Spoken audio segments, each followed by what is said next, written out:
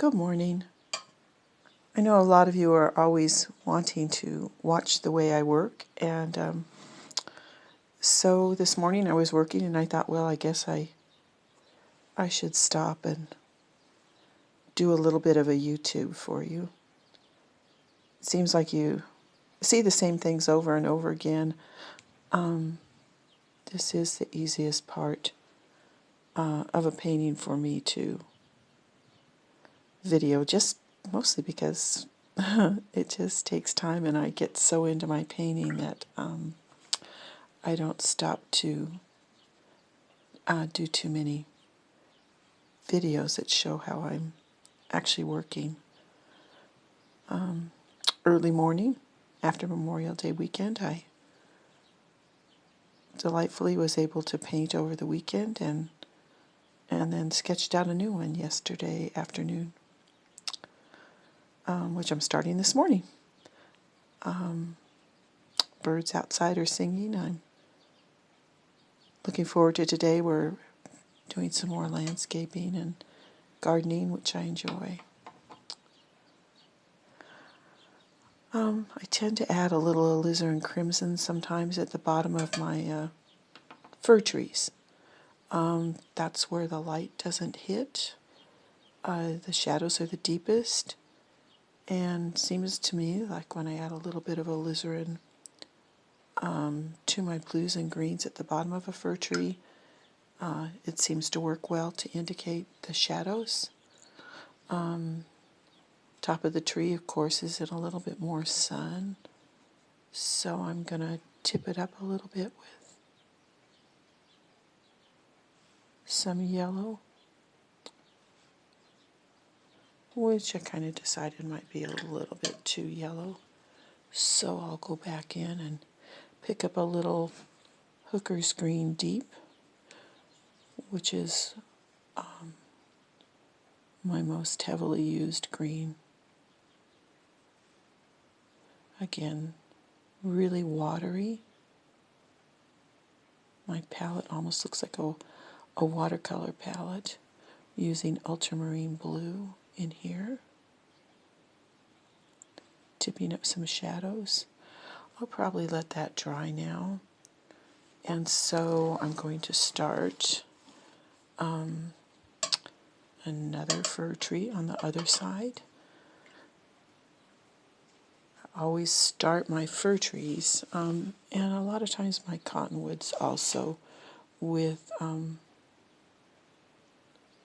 cad yellow light. Actually, I think now it's cad free yellow light.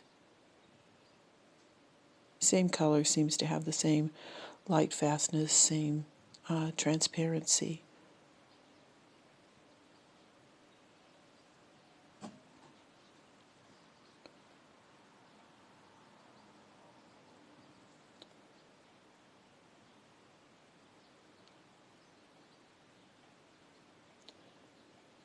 Having to go around where there will be a shrub, working transparent acrylic.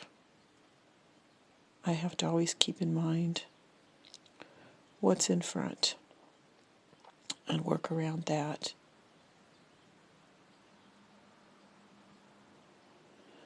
I sketch out my paintings with a watercolor pencil so that it can tend to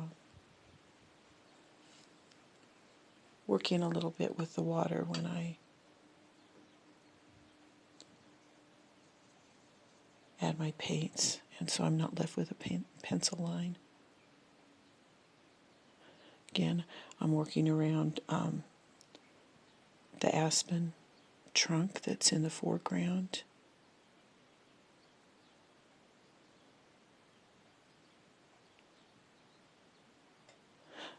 Maybe you notice I use my little pinky as kind of a resting area for my hand, so I have control in working with the brush. Adding a little ultramarine blue here and Hooker's Green Deep.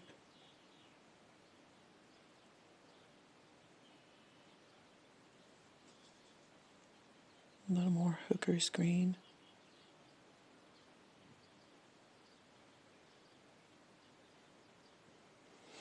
I'm going to go back over to this one. I can see some of the colors are fading out a little bit on the bottom, and I want to deepen them back up. Again, ultramarine blue and hooker's green on my brush. Rinse my brush off. You can hear that happening. Picking up a little bit more alizarin, crimson, and ultramarine blue again at the bottom.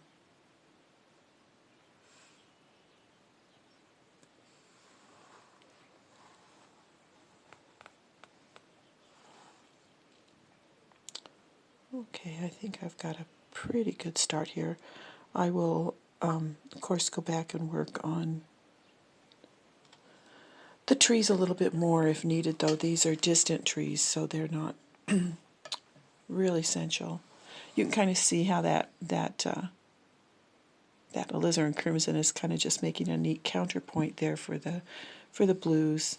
Again, in shadow, down at the bottom of the tree where the light doesn't hit. I'm going to add a little there also.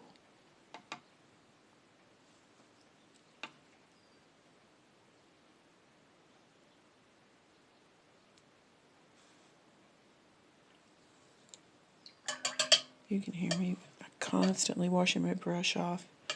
I'm going to go over to behind the aspen trunk again on that side. Again, starting out my fir trees.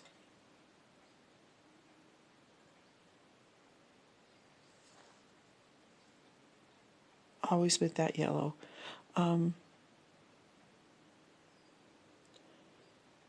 I just think, again, I work transparent style with my acrylics, and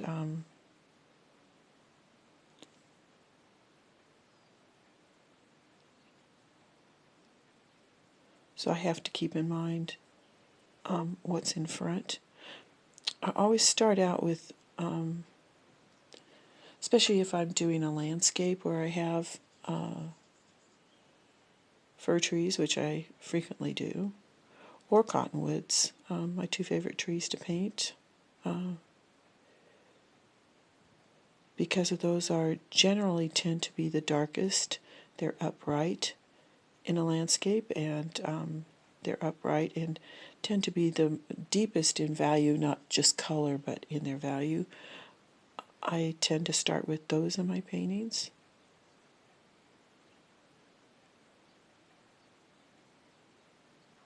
And it kind of establishes the value for me. Again, now I'm dropping in again ultramarine blue, hooker's green deep. I work with a pretty standard palette, just pretty basic. As I look at my colors here, let's see, I have alizarin crimson, cadmium red medium, Indian yellow, that's fairly transparent, that's why I like it. Cad yellow medium, I don't use that a whole lot because it's not transparent.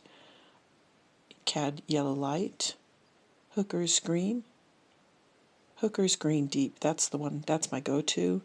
Ultramarine blue, cerulean blue, phthalo blue. It's a killer blue. I do use it, but very sparingly because, man, it's really strong, really staining, but I do use it a little bit. I either use a raw or a burnt umber. Looks like I have a burnt here, burnt sienna or raw sienna, yellow ochre or oxide. So that's my basic palette that I use every single time. It just tends to work for me.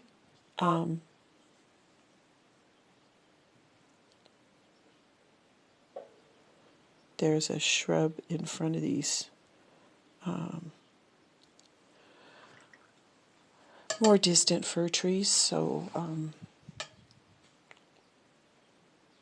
I have to paint around that. Somehow, in the style that I work, it is important to me how I kind of work around like a puzzle piece. And it has to do then with the way my edges work in my paintings and kind of gives them, well, it's a distinctive look, kind of different from the way others others may work. I'm going to go back again to this one. It keeps fading out on me, which is normal for acrylics working in a watercolor style. They tend to dry lighter.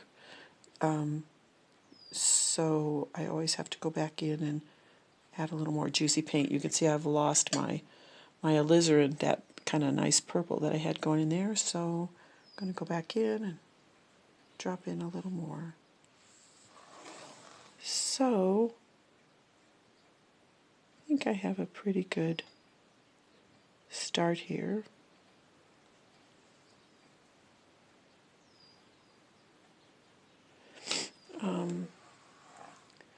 Now I have to wait for these sections to dry before I can continue on.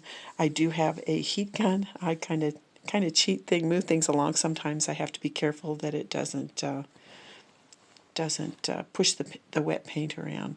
Kind of cool in my studio this morning. It's still early. The sun's kind of flirting in and out with some clouds outside, and so my studio is pretty cool this morning, which is making these dry really slowly. But that's the start of a. This is going to be a 10 by 20 painting.